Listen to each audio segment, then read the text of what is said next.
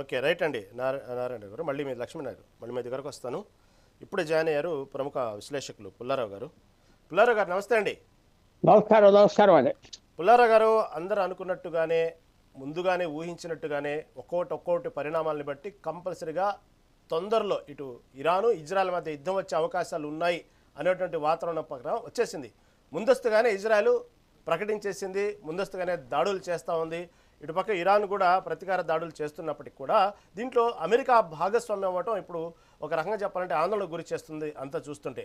ఓ పక్క చూస్తే ఇరాన్ను అమెరికాతో చర్చలు జరుపుతున్నప్పటికీ కూడా ఇజ్రాయెల్ ముందస్తుగా దాడులు చేయటం వెనుక ఆంతర్యం ఏంటి? ఏమంటారు? మీ విశ్లేషణ ఏంటి? ఒకటి, నేను మిత్రులందరికీ నమస్కారం. ప్యానెల్లో ఉన్న వాళ్ళకి నాకు కనపడరు, ఎందుకంటే ఇది ఫోన్ మీద మాట్లాడుతున్నా.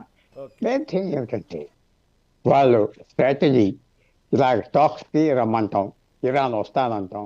అమెరికాకి తెలుసు ఇరాన్ ఒప్పుకోదు. ఇరాన్ ఏంటంటే సమయం కోసం ప్లే చేస్తుంది. ఏదో రకంగా అక్కడ ప్రజలు కూడా చాలా అల్లరి చేస్తున్నారు. 20,000 మంది 60,000 మంది చచ్చిపోయారు, కాల్చేశారు, చేశారు. అల్లరంతా విని ఏదో రకంగా తప్పుకోవాలి అగ్ని ప్రమాదం అని ఇరాన్ మాటలతో చేద్దామని. అది ఎంత తెలుసు మనకంటే చాలా ఇంటెలిజెంట్ పీపుల్ ఇరాన్, ఇక్కడ అమెరికాలో, ఇజ్రాయెల్లో, ఇరాన్ కూడా. వాళ్ళు చేసింది ఏంటి? ఇరాన్ యుద్ధం స్టార్ట్ చేయదు, అమెరికా ఫస్ట్ స్టార్ట్ చేస్తే అమెరికా స్టార్ట్ చేసింది అంటారు. ఇజ్రాయెల్తో స్టార్ట్ చేయొచ్చు. అందరికీ 3 రోజులు బట్టి ప్రముఖ న్యూస్ పేపర్లు, ప్రముఖ టీవీ, ఇతర ఇంటర్నేషనల్లో అదే మాట్లాడుతున్నారు. ఇది ఇజ్రాయెల్ స్టార్ట్ చేస్తుంది, ఇరాన్ తిరిగి చేస్తుంది, అప్పుడు అమెరికా అంటారు. అలా జరిగింది. 2 వారాల క్రితం బెంజమిన్ నెతన్యాహు, ఆయన యుద్ధానికి ఎవరు ఇంత యుద్ధాలు చేయలేదు ఇజ్రాయెల్ తరఫున. ఆయన అన్నాడు 2 వారాల క్రితం, మనం యుద్ధం చేయడానికి రెడీగా లేవు ఇరాన్తో, అనవసరం అని చెప్పాను అమెరికాకి అన్న. మనం తయారవ్వలేము, ఎంతో నష్టపోయాం, అది ఇది అన్నారు. అవన్నీ ఉట్టి మాట. వాళ్ళంతా అలా మాట్లాడి అమెరికా కూడా నిన్న కూడా ట్రంప్ ఏమన్నాడు, అంతా బాగా జరుగుతుంది కానీ వాళ్ళు పూర్తిగా రావటం లేదు, ఇది అది అని అంతా వాళ్ళు మైండ్ మేకప్ చేసుకున్నారు. మెయిన్ మేకప్ ఏంటంటే ఏదో రకంగా ఈసారి ఇరాన్ వదలకూడదు. ఎందుకంటే Iran has become very difficult. ఈ ప్రపంచంలో చాలా డిఫికల్ట్ అయిపోయింది ఇరాన్. డబ్బు ఉన్నది, ఇంటెలిజెన్స్ ఉన్నది, వాళ్ళ ప్రాంతాన్ని అంతా చేతిలో పెట్టుకున్నారు, అల్లరి చేస్తున్నారు ఏ దేశం వచ్చినా. అందువల్ల ఈ అవకాశం కోసం చాలా మంది చూస్తున్నారు. చాలా దేశం ఎలాగ ఇరాన్ నొక్కాలి, రెజ్యూమ్ చేంజ్ కావాలంటున్నారు డొనాల్డ్ ట్రంప్. అంటే ఆ గవర్నమెంట్ మార్చేయండి, మీ ఇష్టం వచ్చింది ఇంకోటి పెట్టుకోండి. 45 సంవత్సరాలు ఇస్లామిక్ గవర్నమెంట్, ఎలక్షన్ లేవు, పాలు లేవు, ఏం లేవు, ఆ చేతిలో పెట్టుకొని డబ్బు ఉన్నది, ఇష్టం వచ్చినట్టు చేస్తున్నారు. అందువల్ల రెజ్యూమ్ చేంజ్ కావాలంట. అది జరుగుతుందా జరగదా చెప్పలేం. యుద్ధాలు స్టార్ట్ అవ్వేక ఎలాగెళ్తాయి, ఎవరు తీసుకెళ్తారు మనం చెప్పలేం. కానీ ఇప్పుడు అమెరికా కూడా అంటారు, మేము వాళ్ళని చేస్తాం వీళ్ళని చేస్తాం ఇరాన్ అన్నది. ఎంతవరకు చేయగలదు? ఒకవేళ అక్కడ ఉన్న ఎయిర్ క్రాఫ్ట్ క్యారియర్స్ 2 ఉన్నాయి, ఒక్కోటి $5 బిలియన్ ప్లేన్లు, అమెరికా ప్రెస్టీజ్, నిజంగా దాని మీద బాంబులు వేసి పూర్తిగా అటాక్ చేసేస్తారు ఇరాన్. పూర్తిగా సివిలియన్ పాపులేషన్ లేదు, పాడు లేదు, అన్నీ చేస్తారు. అందువల్ల ప్రస్తుత పరిస్థితి ఏంటంటే అది యుద్ధం స్టార్ట్ అవ్వాలి. ఇరాన్ వాళ్ళ మీద వేసేస్తాం వీళ్ళ మీద వేసేస్తాం అంటున్నారు. చూడాలి టెక్నాలజీ ఎంతవరకు ఉన్నది ఇజ్రాయెల్ దగ్గర, అమెరికా దగ్గర. Iran attacks, missile attacks nap చేయడానికి కొత్త యుద్ధాలు చేస్తున్నారు కదా. ఎసిమెట్రికల్ వార్ అంటే మీ దగ్గర ఎక్కువ బలం ఉన్నదా, దాన్ని తక్కువ బలంతో చేయటానికి ఇరాన్ దగ్గర ఉన్నదా? ఇటు మాటల అన్ని బయటకు వచ్చేస్తాయి. సో అందువల్ల ఇది ఒక ఇంట్రెస్టింగ్ సిచ్యువేషన్. ఆఖరికి భారతదేశానికి ఏంటి అని చాలా మంది అడిగితే నా అన్న ఫ్రాంక్గా ఇది వార్ అన్నాక ఇది అయ్యో పాపం కాదు, భారతదేశానికి మంచిది.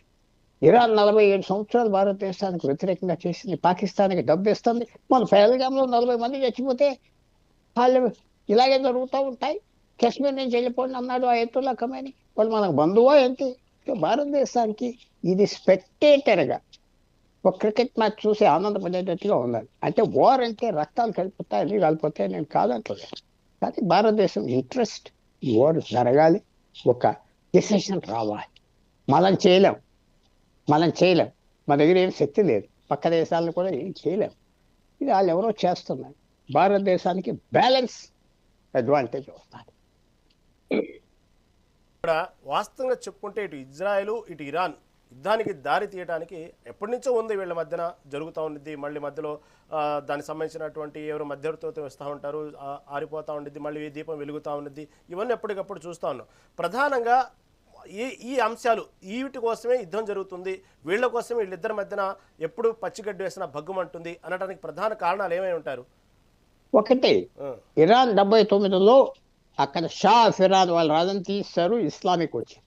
ఆ రోజు నుంచి ఇరాన్ మిగతా అరబ్ దేశాలు ఎవరెవరు ఇజ్రాయెల్ మీద తీసుకున్న భూములు ఇచ్చేయండి ప్యాలెస్టీన్కి ఒక దేశం డిక్లేర్ చేయండి అంటే ఇరాన్ ఏమనేది, అసలు ఇజ్రాయెల్ ఉండకూడదు ఈ ప్రపంచంలో, ఇజ్రాయెల్ ఉండకూడదు, హతమార్చేయాలి, తీసేయాలి, అసలు ఎక్కడ లేకుండా చేయాలి, వాళ్ళు ఉండటానికి వీల్లేదని ఇరాన్ అంట.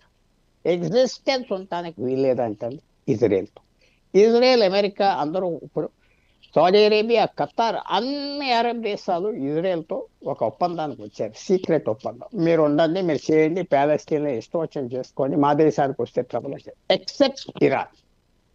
ఇరాన్ దగ్గర ప్రత్యేకత ఏమున్నది, వాళ్ళ దగ్గర డబ్బు ఉన్నది, 10 కోట్ల జనం ఉన్నారు, ఆయిల్ ఉన్నది, ప్రపంచంలో 3వ స్థాయి హైయెస్ట్ ఆయిల్ ఉన్నది, డబ్బు. అది కంట్రోల్ చేయడానికి అమెరికా, యూరోప్ శాంక్షన్స్ పెట్టి తక్కువ ధరలకు అమ్మిస్తున్నారు, డబ్బు అన్ని చేస్తున్నారు. సో అది వాళ్ళతో స్ట్రగుల్. ఇరాన్ అసలు ఇజ్రాయెల్ ఉండటానికి వీలు లేదు, ఆ దేశమే ఉండకూడదు అంటుంది. సో మరి ఇజ్రాయెల్కి ఏంటి ఆప్షన్ అంటే, ఇజ్రాయెల్ అక్కడ ఉండాలా ఉండదని అంటలేదు. మీరు అడిగిన ప్రశ్నకి ఏంటి వీళ్ళిద్దరి మధ్యన అది. ఇప్పుడు ఈ గవర్నమెంట్ మారిపోతే, ఆ క్లెరిజీ ముల్లా గవర్నమెంట్ పోతే పీస్ వస్తుందా చెప్పలేం, కానీ ఇజ్రాయెల్కి కొద్దిగా శాంతి వస్తుంది, అమెరికాకు కూడా శాంతి వస్తుంది. ఎస్, నార్త్ కొరియాకి, పాకిస్తాన్కి న్యూక్లియర్ వెపన్స్ ఉన్నాయి, పాకిస్తాన్కి 160 ఉన్నాయి, కానీ ఇరాన్ ఇంకో కేటగిరీలో ఉన్నారు. ఆ దేశాల కంటే చాలా అడ్వాన్స్ దేశం ఇరాన్. ఒకనప్పుడు ప్రపంచంలో పెద్ద ఫోర్స్, సో డబ్బు ఉన్నారు. సో అది చాలా ప్రమాదమైన పరిస్థితి వస్తుంది ఇరాన్. అందరూ మర్చిపోతున్నారు, 1980 ఇరాన్ వచ్చిన కొత్త 1 or 2 yearsలో ఇరాక్తో గొడవ పెట్టుకుని 10 లక్షల మంది చచ్చిపోయారు. ఇరాన్ తరఫు తుపాకీలు లేకుండా ఖురాన్ పట్టుకుని ఫైటింగ్ చేశారు ఇరాన్. 1 year జరిగింది ఫైట్, ఇద్దరు 10 లక్షల జనం చచ్చిపోయారు. అలాంటిది వస్తుందని అక్కడ అన్ని దేశానికి భయం, బయటికి చెప్పరు. సౌదీ అరేబియాకి ఎక్కువ భయం ఇరాన్ మీద. సో ఇది దాని బ్యాక్గ్రౌండ్. ఈ యుద్ధం తేల్చేస్తుందా చెప్పలే, యుద్ధం ఎవరు గెలుస్తారు చెప్పలే, కానీ అందరూ వాచ్ చేస్తారు. ఇక్కడ సరే, ఇరాను ఇజ్రాయెల్ మధ్య మీరు చెప్పినట్టు ఎప్పటి నుంచో ఉన్నటువంటి సంబంధించినటువంటి అంశాలు, అనేక అంశాలు దీంట్లో ముడిపడి ఉన్నాయి. ఓకే, దీంట్లో అమెరికా పాత్ర ఏమిటి, అమెరికా జోక్యం ఏమిటి, అమెరికా ఎందుకు పదే పదే ఇరాన్ని వార్నింగ్ ఇస్తుంది, ఇప్పుడు ఈ దాడుల్లో కూడా భాగస్వామ్యంది అంటానికి ప్రధానంగా అసలు అమెరికా పాత్ర ఏంటి దీంట్లో? 79 నుంచి అమెరికాకి ఇరాన్కి సంబంధం లేదు. 79లో అమెరికన్ ఎంబసీని చుట్టబెట్టేసి సంవత్సరంన్నర వాళ్ళని బయటికి రానివ్వకుండా పెద్ద క్రైసిస్ జరిగింది అమెరికాకు. అక్కడ ఉన్న రాష్ట్రపతి కార్టర్ ఓడిపోయాడు, అమెరికాకు బలం లేదని.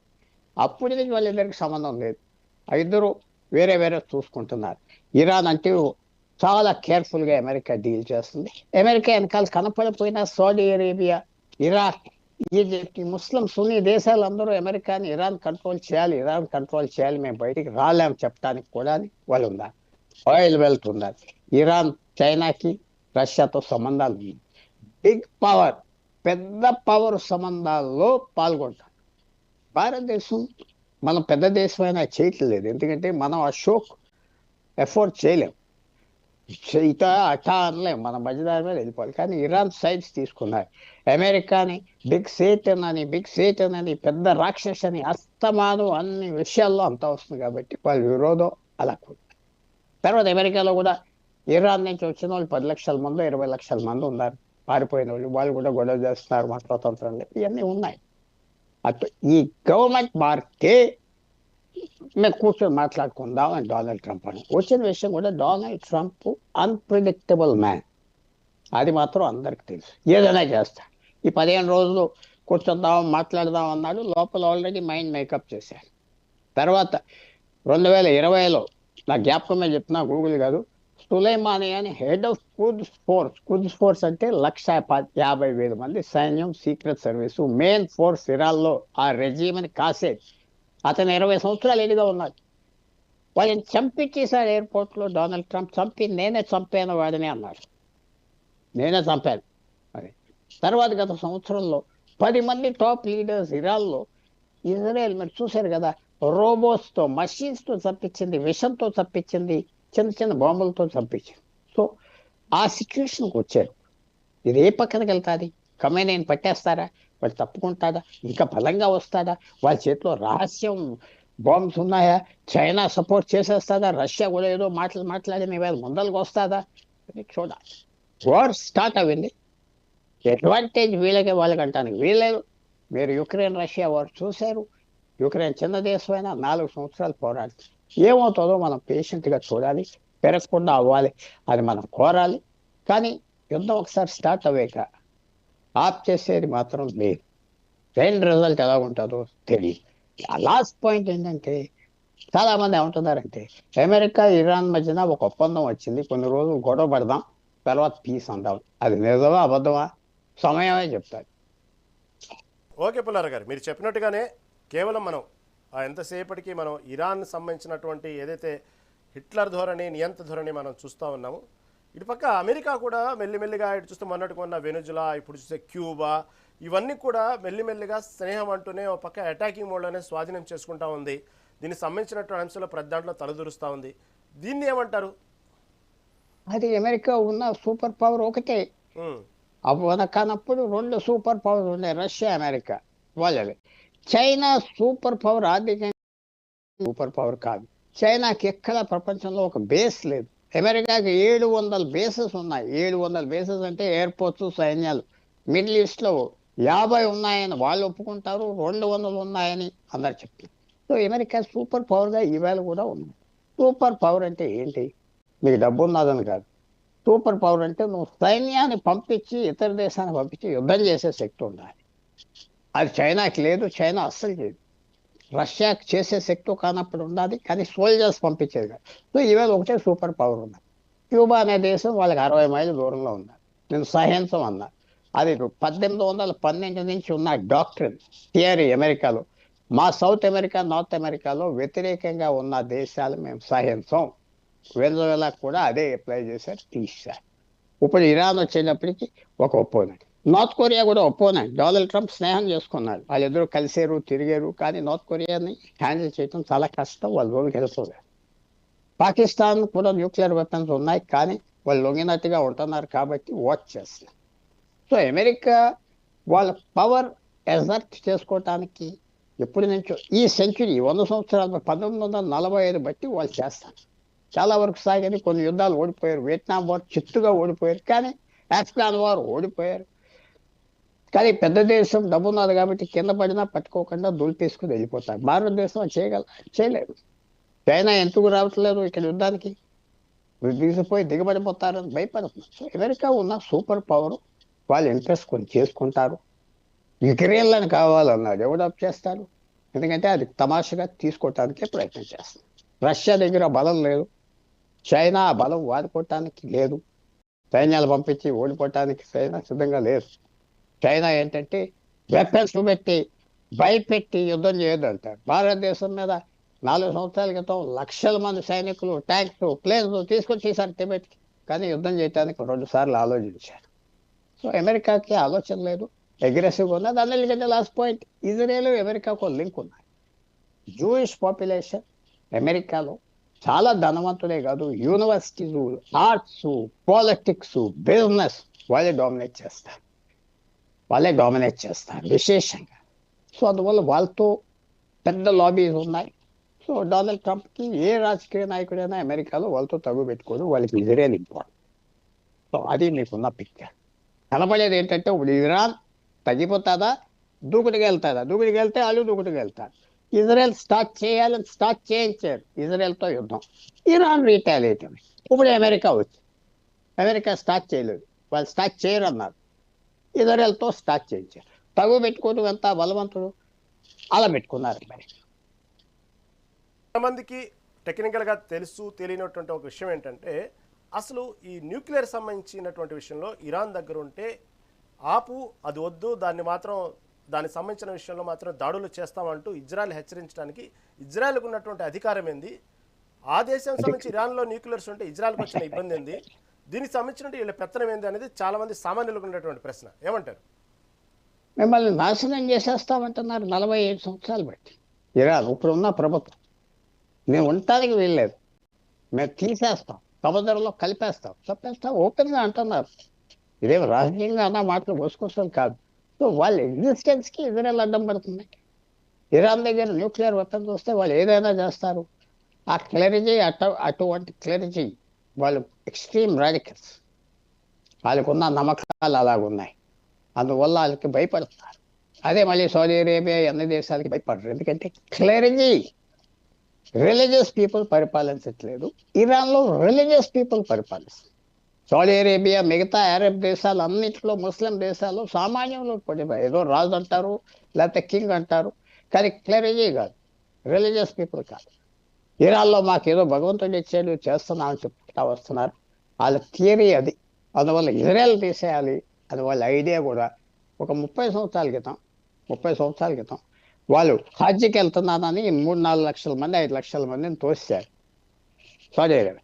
అక్కడ 5-6 రోజులు ఆ మాస్క్స్ 2 స్వాధీనం చేసుకోవడానికి పెద్ద యుద్ధం జరిగింది. వేల మందిని తప్పిస్తారు సౌదీ అరేబియా. అప్పటి నుంచి ఇరాన్ నుంచి హజ్కి రావడానికి లిమిటెడ్ నెంబర్నే రాణిస్తారు, లిమిటెడ్ నెంబర్. నువ్వెవరు ఈ మస్జిద్లు నీ అంటానికి, ఈ మాయ్ అందరి అని ఇరాన్. సో ఇరాన్ అంటే ఆ భయాలు ఉంది. ఇరాన్ అంటే కొంచెం ఎక్స్ట్రీమ్గా వెళ్తుంది. అందువల్ల దాని గురించి 100 రీజన్స్ గురించి ఉన్నది. మళ్ళీ లాస్ట్ పాయింట్ రావాలంటే భారతదేశానికి మంచిదా చెడుదా? భారతదేశానికి ఇది మంచిది. ఆయిల్ ధరలు పడిపోతాయి గవర్నమెంట్ మారితే. $60 40 అవుతుంది. $1 తగ్గితే 20,000 కోట్ల లాభం సంవత్సరానికి.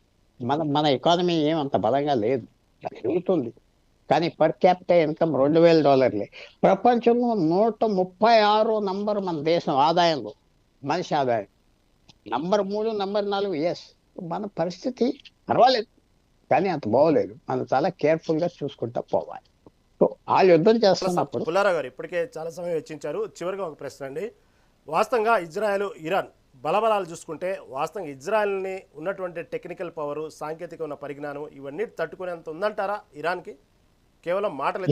ఇరాన్కి ఇజ్రాయెల్తోనే యుద్ధం అయితే కొట్టేస్తారు, ఎందుకంటే ఇజ్రాయెల్ చిన్న ప్లేస్, వాళ్ళందరూ కలిసిపోతారు. అమెరికా వెనకాల ఉన్నది, యూరోప్ వెనకాల ఉన్నది, సాయం చేస్తున్నారు కాబట్టి ఆగుతుంది. లేకపోతే ఇజ్రాయెల్ ఎప్పుడూ సముద్రంలో కూడా.